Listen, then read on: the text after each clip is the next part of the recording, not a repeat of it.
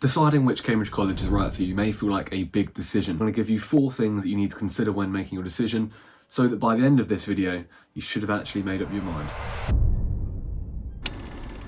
The good news is that choosing a college actually doesn't really matter at all. You're going to end up getting the same degree regardless. I mean, if you end up getting pulled, which is when another college says they want you and so they kind of take you from whichever college you applied to, then you're still going to be ending up at Cambridge and no one really cares. If you can't make up your mind, then doing an open application isn't the end of the world, because they'll just give you a college instead and you're just taking off the responsibility from you. You just don't want to be doing an open application if there's anywhere you don't want to go to. That being said, I think the first thing you need to consider when applying to Cambridge is working out whether you want to be central or not.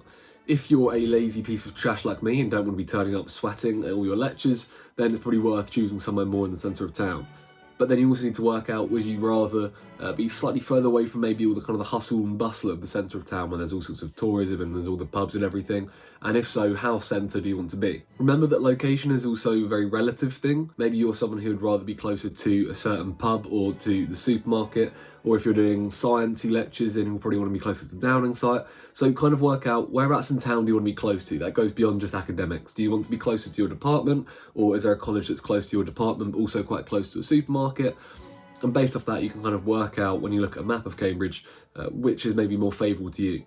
As I say, it doesn't really matter because it's such a small city anyway, but chances are you'll be quite close to something. There's no reason to think that any of them, aside from a few maybe, are really far away. It's not going to be changing significantly your journey time. I mean, you're going to be cutting off 5 or 10 minutes. I mean, I've managed to get around the first 2 years without using a bike, just because I'm so close to everything. I'm happy to use my lanky legs to walk for 15 minutes as my furthest ever. You can afford to be really picky. You know, you can say, do you want to be close to Spoons and the clubs? Is that what you're going to spend your 3 years doing? Or do you want to be in King's Parade because you're craving validation from all the tourists in town? Ultimately, location is about kind of working out the best compromise for your subject and for landmarks in town. Next, you want to be looking at the size of both your cohort of your subject, but also the college in general. So there are some courses that might only offer 1 space for the subject you're applying for, while there might be other colleges that offer 10 or 11. That might be something worth considering, because if you're someone who would actually like to kind of step away from your subject entirely, then choosing somewhere that only has 1 or 2 of your subject is perfect. Otherwise, if you'd much rather be able to kind of immerse yourself in your subject or be able to go to plenty of people to help you out, then maybe going somewhere where there are more students is a pretty handy little thing to have. It's worth mentioning that there's no point trying to kind of hack the system, thinking that if there's a college that offers fewer places for a subject, that going there is better off for you, because it's not. And along with that, looking at the number of people in your year as a whole, the number of undergraduates at the college in total is also quite key, because you've got to remember that wherever you choose to go as a college isn't just going to be, you know, an Insta post for freshers where you can show all the grandeur of Cambridge to all your schoolmates. It's actually going to be where you're living for 3 years. So you've got to be a little bit more sensible and work out, do you want to be on a massive campus that has got a load of grounds and kind of live the proper Saltburn lifestyle? Or would you rather be somewhere a little bit smaller, a little bit quainter, where you'll be able to know everyone, you won't feel too intimidated? That's something that's quite a personal decision. Further on from that then, I guess it's worth considering actually if the college you're liking the look of actually offers your subject. If you're looking for a subject that's maybe more niche than something like law or economics, then there is a possibility that they don't actually offer your subject.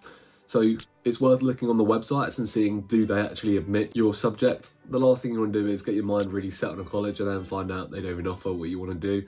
That's a bit heartbreaking. You're better off actually just looking on the websites of the colleges themselves, and they'll demonstrate exactly what they offer, and they should also mention how many they usually offer on average. Now, the third thing I'm going to advise looking at is literally just the aesthetics and facilities.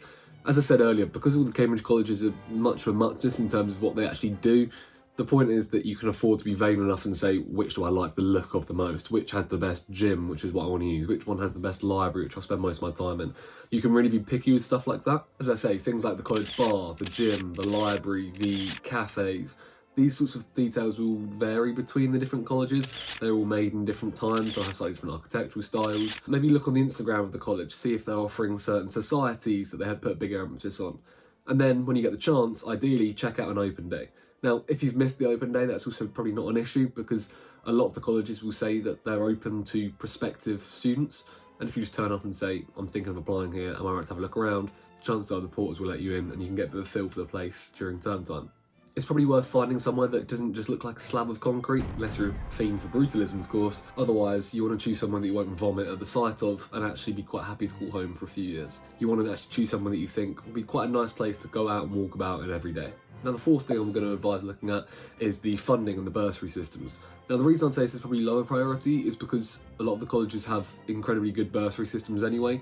Like, this doesn't really vary much between them, but some certainly have a reputation of giving more money away than others. In addition to that, there's also some that you'll find on the websites have certain scholarships and partnerships with other universities or offer their own scholarships to students that might be more specific to you. I know, for example, that some might have a partnership with Yale or Harvard, and if they're ones that you'd be interested in doing in your fourth year maybe, it's worth kind of having a little look and seeing if there's any that have any good scholarships or partnerships that further down the line can be quite beneficial to you. Maybe you'd quite like to travel a bit with your course, and you'll see that some colleges have a bigger kitty to give out money for people travelling abroad for academic purposes. If you can't find that on the website, then there's always an admissions office or email address that you can find on the website, and you can email them questions specifically, and they'll normally get back to you pretty quickly. With all that in mind then, for me, Clare was perfect because it was equidistant from the vet department and where I had lectures in town.